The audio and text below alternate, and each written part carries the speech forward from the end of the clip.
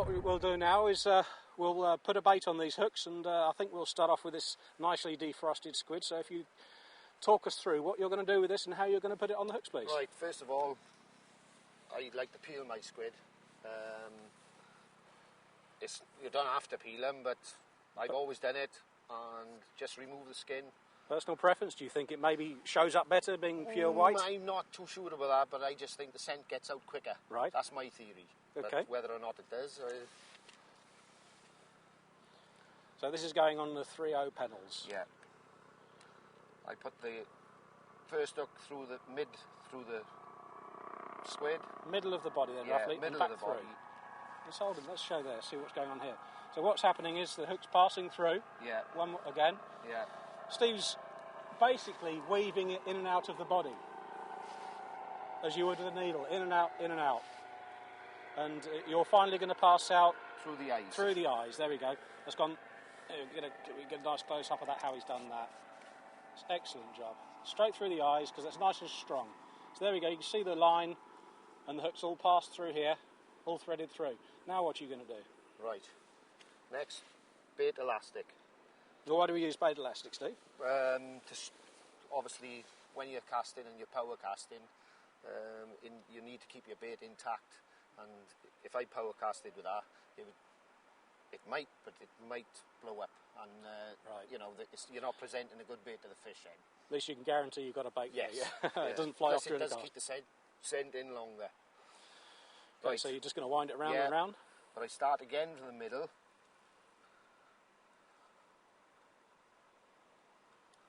Careful not to catch your fingers on the hooker. Yeah. How many times have you done that? Quite a few times, Barn. Well, you know, the accidents happen, don't they? Yeah. So how many times are you going to bind that up really tight, or just enough to keep it intact? No, I bind it really tight. Okay. Right. Next hook. So the top hook, you're going to... Yeah. Just to secure the hook, wind him 3 times. Okay, let's show the camera that. See what Steve's done? What he's done is he's wound the hook around the line 3 times. 2, 3, like so, to lock it in position, yeah? Yeah. And just thread that through the middle of the body. And that's it. Fantastic. Next. Maybe a bit more elastic? Yeah, a bit more elastic. You Welshmen like your elastic, don't you? Oh, yes. Lots of elastic.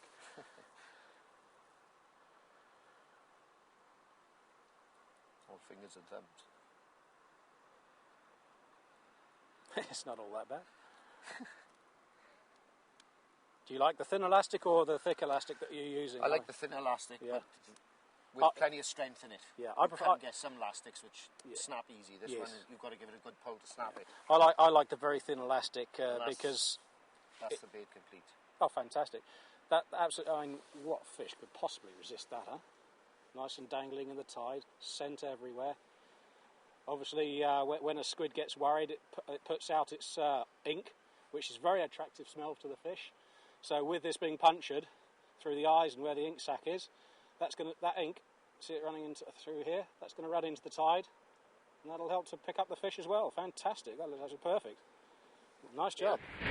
Yeah. Okay, the second rig that Steve's going to use today is called the long and low. Now, it's called long and low because it fishes very close to the seabed and it's very long, hence the long and low. And this rig is very simple to build, but it sounds complicated, but it isn't. 80-pound shock leader trace body, and that is a clip-down Gemini link, lead link, but it's got a different purpose, this one. So what we got is 5 foot of this 80-pound leader, which is then tied to a swivel, and then, believe it or not, about 8, maybe 10 foot for the snood. This is the snood, all the way down there. 1, 2, 3, losing count, keep coming through, all the way down to the hooks, which are 3/0 pennels, and they look like Sakuma mantas to me. But on the 80-pound trace body, this is the key, this is the secret. What we have here is a very clever little affair. Again, a 7-ounce grip lead. And there, once again, is a clip-down link, which is secured to the lead, and beads either side of it. Okay, on the 5 foot section of 80-pound leader, this is the clever little bit. There's a Gemini clip down link and 2 5mm beads either side of it, joining to the lead. Now, the way we fish this rig is like this. It'll look complicated, but it'll make sense in a minute. Thank you, Steve. I'm getting all in a muddle here. There we go. This link here, the one that's connected on its own to the 80-pound trace body, clips to your shock leader. And then the snood clips directly over the top of it. And you can see it's acting like a pulley. As I'm stretching it out, slowly but surely, if you'd be so kind, Steve, clip those. I'm going to have to stand up and probably go out of shot here. If you clip those hooks in when you get there.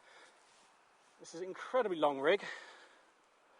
There you go. And that clips into the link, like so. There we go. And that's how we cast it. It's very string. Can you grab that end and take it towards the camera, Steve? There you go. That just there will be fine. You see how long that is now? You can. That's the rig fishes 3 times this length away from the lead. So you can imagine your hooks are a long way away from the lead. And the reason we do this is because rays sometimes come in and settle down on the bait. Now, if your lead's there with grip wires, sometimes they go, ouch, what's that probing me? And they'll swim off. So if you've got your bait a long way away, you haven't got that problem.